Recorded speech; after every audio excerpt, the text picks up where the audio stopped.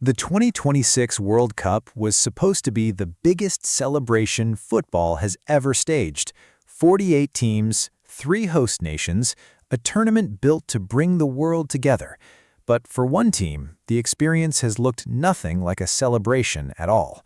And now, after weeks of formal complaints and public frustration, something has actually changed.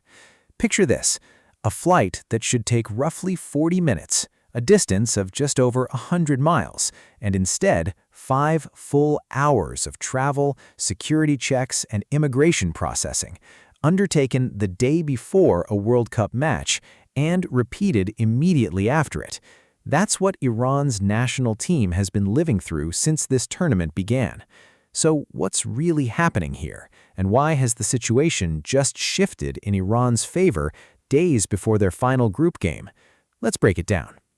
Start with the background, because understanding exactly what Iran's squad has been dealing with is essential to appreciating why this latest development matters so much.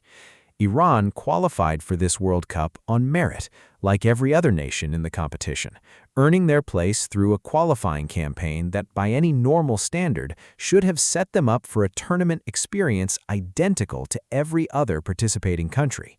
Group G placed them alongside Belgium, Egypt, and New Zealand, a genuinely competitive draw that gave Iran a realistic chance of advancing if they could prepare and perform at their best. Instead, Iran entered this World Cup in a situation no team has faced in the tournament's history.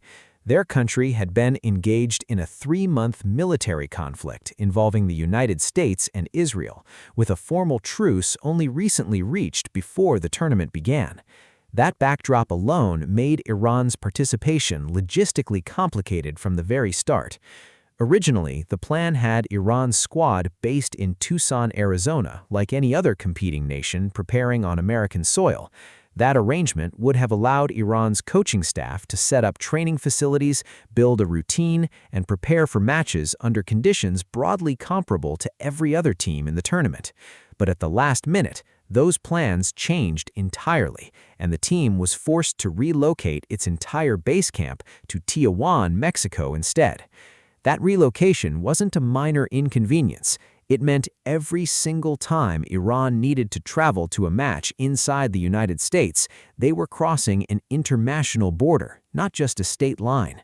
FIFA's own tournament regulations, specifically Article 18.3, state that teams should travel from their base camp to the match venue one day before match day and return to their base camp after the match. For every other nation in this tournament, that's a routine logistical instruction, the kind of detail that barely registers because crossing from a training base to a stadium typically involves nothing more than a short coach journey within the same country. For Iran, it became something else entirely, a process involving passport control, customs, and security screening every single time, layered on top of all the normal demands of preparing for a World Cup match. Here's where things get interesting, because the human cost of this arrangement became impossible to ignore almost immediately. Iran's opening match was a 2-2 draw against New Zealand at SoFi Stadium in Inglewood, California, a genuinely creditable result against tournament opposition, given everything the squad had already navigated just to reach kickoff. The charter flight from Tijuana International Airport to Los Angeles International Airport covers roughly 127 miles, a trip that would typically take well under an hour in the air. Team captain Mehdi Taremi said the actual journey took 5 hours once security and immigration checks were factored in. 5 hours for a flight that should have been over before most passengers finished their first cup of coffee. Consider what that means in practical terms for a professional athlete on the eve of a World Cup match. Most national squads arrive at their match venue city with a full day to settle, train lightly, eat properly, and sleep in a stable environment before kickoff. Iran's players instead spent a significant portion of that same window sitting through processing procedures, arriving at their hotel later than planned, and compressing their entire pre-match routine into whatever time remained. None of that shows up in the box score, but anyone who understands elite sports preparation knows it matters. And it wasn't just the journey there. Iran's coach, Amir Ghalenoui, revealed that immediately after the final whistle against New Zealand, his team was told they had to leave the country right away. Speaking through an interpreter, he didn't hide his frustration. "They didn't even give us time to recover," he said. "After the game, they told us we had to leave immediately." He explained how important recovery time is for any team at this level, and how being asked to board a plane straight back to their Tijuana camp rather than staying overnight in Los Angeles, as most visiting nations would, left his squad genuinely troubled by the entire experience. Ghalenoui went further still, describing his own team afterward as perhaps the most oppressed team in the whole World Cup. That's not a phrase a national team manager uses lightly, especially not at a tournament his federation had been desperate to participate in, despite everything happening between the two countries beforehand. It's worth remembering that Iran's participation itself had been in genuine doubt at various points during the build-up to this tournament, with qualifications secured well before the conflict escalated, leaving the federation determined to compete even as circumstances around them shifted dramatically in the months that followed. But that's only part of the story, because the difficulties extended well beyond travel logistics alone. Several members of Iran's broader traveling delegation, including support staff who play essential roles in preparing the team, were unable to secure the visas needed to enter the United States at all.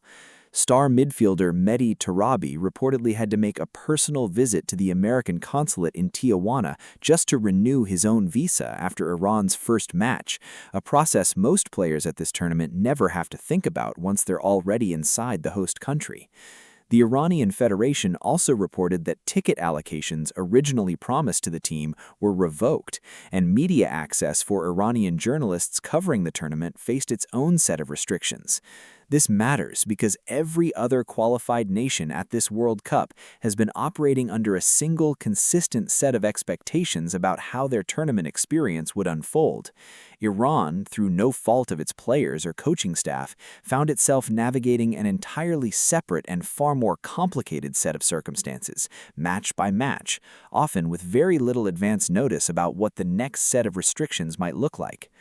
It's worth noting that Iran hasn't been entirely alone in facing access difficulties at this tournament, even if their specific situation has been the most extreme.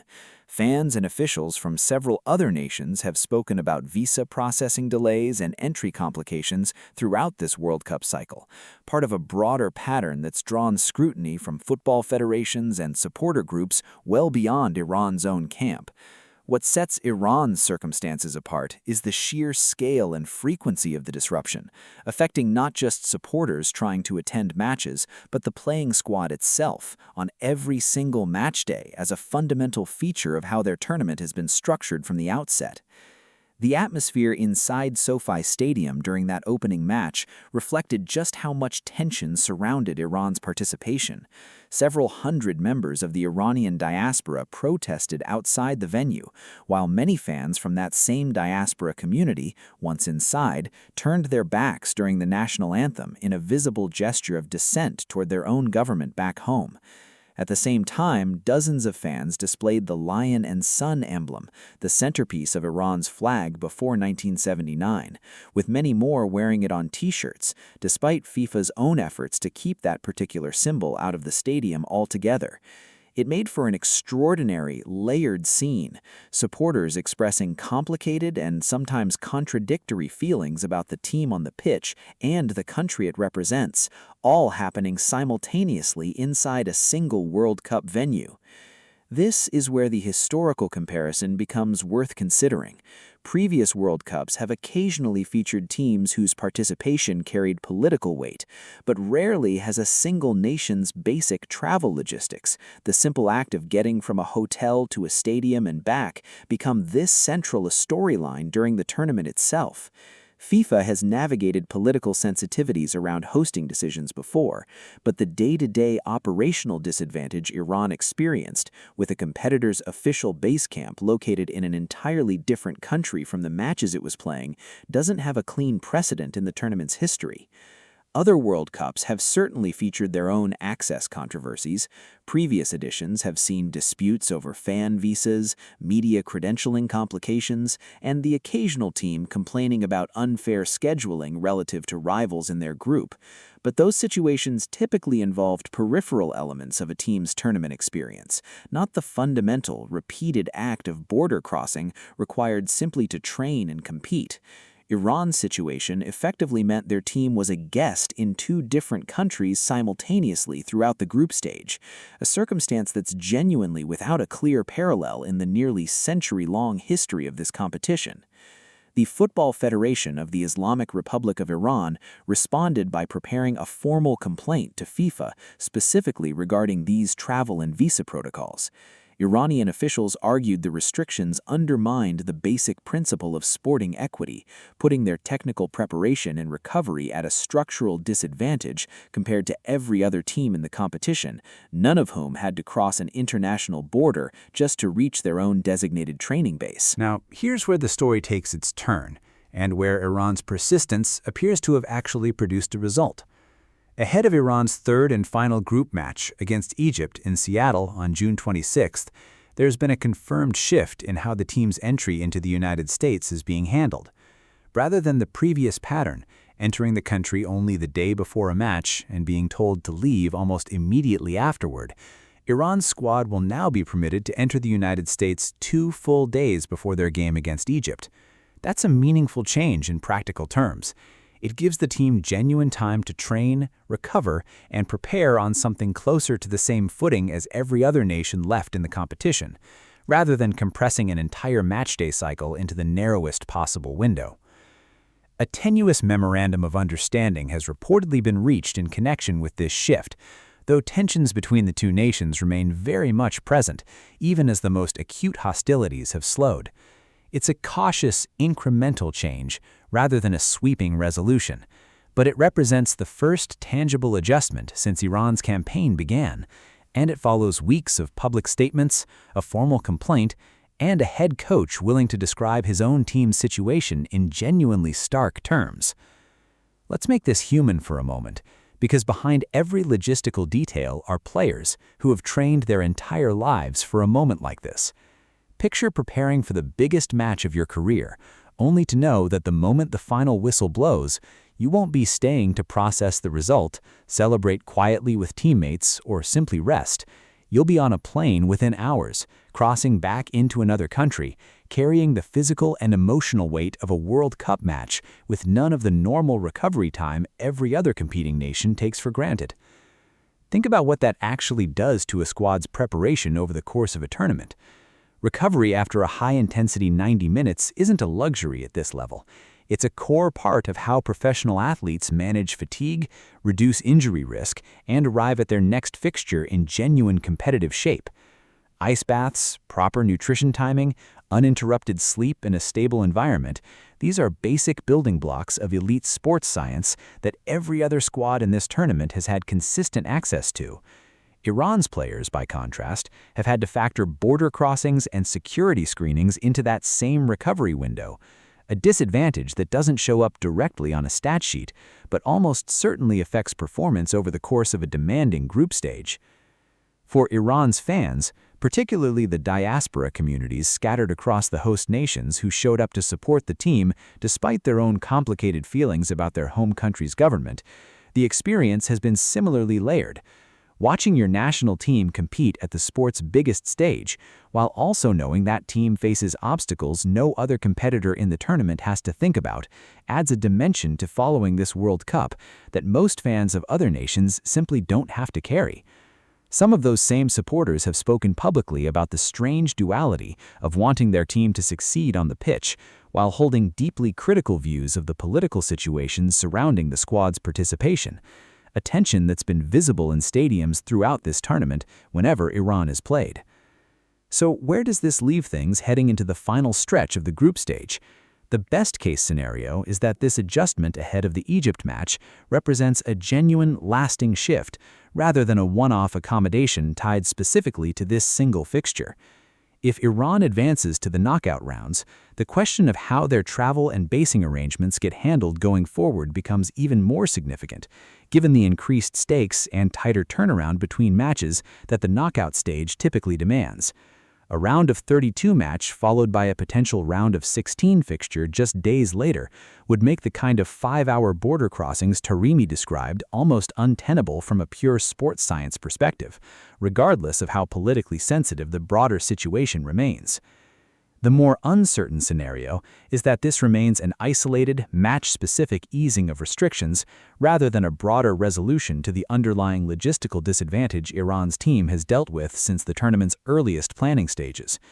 Iranian officials have made clear their formal complaint to FIFA addressed the entire pattern of restrictions, not simply the travel windows around individual fixtures, and whether the rest of those concerns, including visa access for support staff, restored ticket allocations for traveling fans, and unrestricted media access get meaningfully addressed, remains to be seen.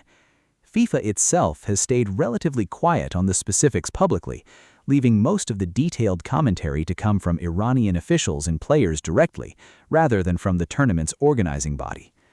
There's also a broader question worth considering about what this entire situation means for how future World Cups get planned and awarded. Co-hosting arrangements across multiple nations, like the one used for this tournament, inherently create scenarios where a team's relationship with one host country might differ dramatically from its relationship with another.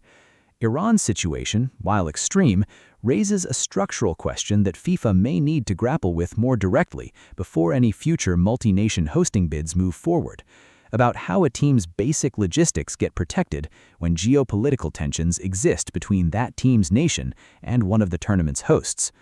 So here's where things stand. Iran arrived at this World Cup facing logistical circumstances unlike anything any other team in the tournament has experienced, forced into a base camp in a different country entirely, enduring 5-hour journeys for trips that should take under an hour, and being told to leave the host nation almost immediately after their own matches. Their coach called it the most oppressed situation in the entire competition. Their federation filed a formal complaint, and now, just days before a decisive final group game against Egypt, there's been a real confirmed change in how their entry into the United States will be handled. What do you think? Does this shift represent genuine progress, or is it simply a narrow accommodation tied to one match? And how much do you think these extraordinary circumstances have affected Iran's performances so far on the pitch this tournament?